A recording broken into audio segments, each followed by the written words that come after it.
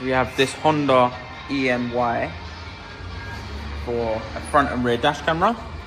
So if we open the rear of the vehicle up, I'll show you the rear camera. So just on the back here, we have our rear camera placed in the center of the window. And if we close the boot, we come around to the front of the vehicle now. Obviously we can show you the front.